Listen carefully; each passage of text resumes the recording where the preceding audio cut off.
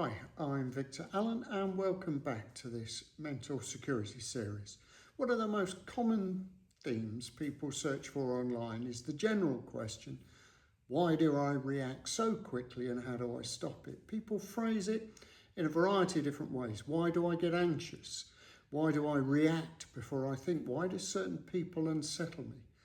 Why do I feel overwhelmed so easily? Or why do I overthink messages and tone? They might look and sound different, but they're all versions of the same thing.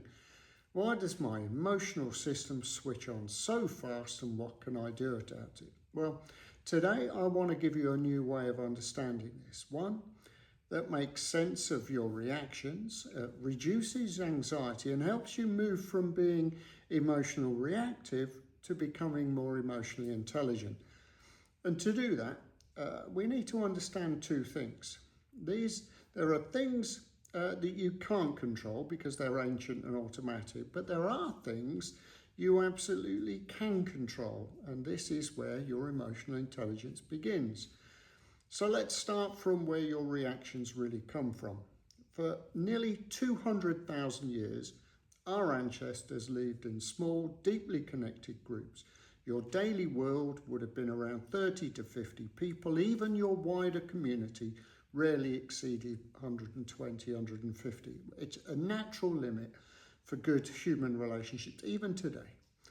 And across that time, around 8,000 generations passed. And here's something we often forget, because each generation passed on more than just genes. They passed on knowledge, experience, instinct, such as how to read tone, posture, expression, danger, safety, trust, and the importance of belonging. And the reason these instincts were passed on so powerfully was simple. Getting it wrong was dangerous because your survival depended on reading people accurately, who you can cooperate with, who you can trust, who within your group is good, because your food, safety, provision, your very existence depended on understanding others very quickly. So those instincts that were there, passed on from one generation to the next, were what was grounded to make us safe. Back then, you might have only met a few hundred people in your entire lifetime, so every interaction mattered. Today, each week, each day, on trains, in the workplace, online, you're meeting hundreds of people all the time. And your emotional brain was built for that familiarity, those slow signals, people you could trust, not for crowds, or speed, or strangers, or screens, or constant emotional noise. So when you react quickly, when those anxieties rise, when somebody unsettles you, you're not weak. Your brain is trying to use ancient instincts in a world it wasn't designed for. And the speed of these instincts, it's astonishing. You can pick up fear in somebody's eyes in 30 milliseconds. That's before you've thought about it, before language, before you're consciously aware of it. You didn't choose this. Your body will respond automatically. This is the part you can't control. That first emotional sparks. You see, your power now begins the moment after those instincts fires. You see, you can't control the instincts, but you can control the interpretation, the meaning you assign, the distance you choose, and the response you bring, and the identity of you to the world. This is where your anxiety reduces, not by stopping the instincts, by learning how to handle them. Here's a simple method for you to use from now on. First of all, begin to notice that first emotional hit. Don't fight it, judge it, or worry about it. Just acknowledge, I've reacted, I've been triggered. This softens the instinct. Okay, then you begin to name it. Put simple language to what you've sensed. Was it the tone? Was it the tension? Was it something in their eyes? Did something feel off? Was it the noise?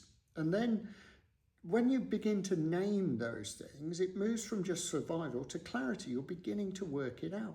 Then you begin to navigate and then ask, okay, is this mine? Is my brain just picking up somebody else's emotions?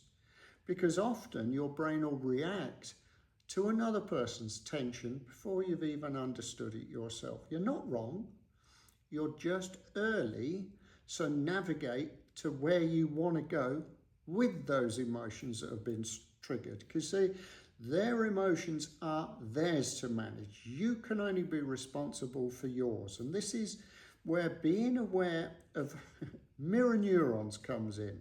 For example, if I smile, it triggers you to smile. They fire automatically within our brain. And you see, our brain pulls us into somebody else's emotional state using this technique. In the past, that was a survival technique. If the group needed fight, flight, flock or freeze, stay silent, everyone had to match each other instantly. Shared emotions kept the group alive. But today, the same system can pull you into somebody else's stress, their frustrations, their moods. It was useful thousands of years ago, not much use today. Well, in movies and soap operas, great. This is where emotional intelligence makes a difference. Recognize what belongs to you, what your brain has simply absorbed from somebody else. This is the turning point. This is what I would term becoming mentally secure. Instead of trying to predict everybody else, you bring yourself to it. You see, your steadiness, your kindness, your calm, your consistency, that's your chosen identity. You don't lose yourself in other people's. You don't absorb their moods. You don't take their tone as truth, and you don't fill the gaps with anxiety. You stay grounded in who you are and let others show you who they are. And instead of fearing people, you begin to marvel at them. They're different personalities, different histories. They're different reactions, different ways of coping with things. Curiosity begins to replace fear. Understanding replaces your tension, and your grounded identity replaces the anxiety. Everyone you meet, you see, is reacting from their own history and their own wiring.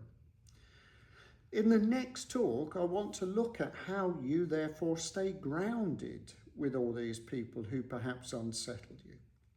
Okay, in the meantime, I would like you to make sure that you're kind to yourself and others out there.